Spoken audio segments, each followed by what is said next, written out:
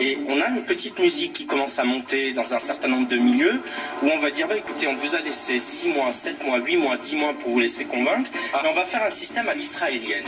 Monsieur Zeribi, vous ne voulez pas vous vacciner, c'est votre droit, nous n'allons pas vous l'imposer. Vous connaissez par cœur mon conducteur, vous. Ouais, par contre, on va faire un passeport. Ceux qui se font vacciner ont un petit document qui leur permet d'entrer dans tel théâtre, dans tel cinéma, de prendre tel train, de monter dans tel avion.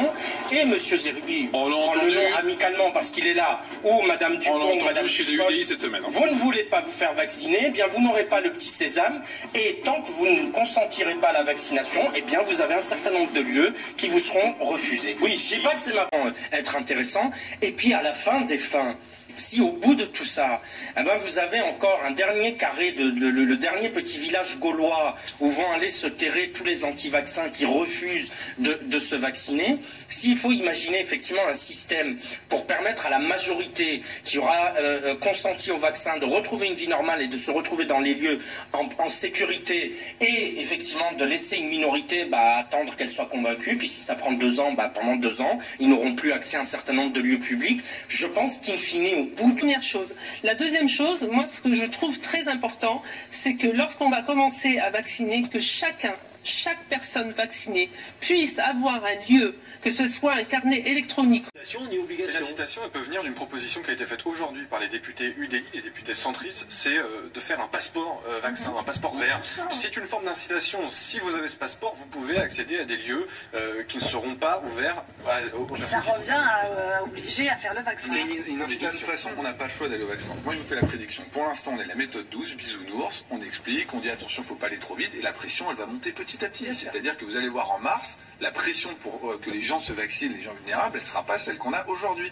Donc c'est évident que la société va faire pression, parce que les gens vont comprendre que c'est notre seule porte de sortie, qu'il faut qu'on y aille et qu'on ne peut plus continuer d'avoir cette espèce de discours. Voilà, exactement. Non mais on ne convainc personne par la pression. Je tourne vers vous, Martin Bourdin, parce qu'il y a une députée qui propose un passeport vert pour les personnes vaccinées. Exactement, une idée finalement assez simple, c'est donner un passeport aux personnes vaccinées qui leur permettrait de vivre quasiment comme avant.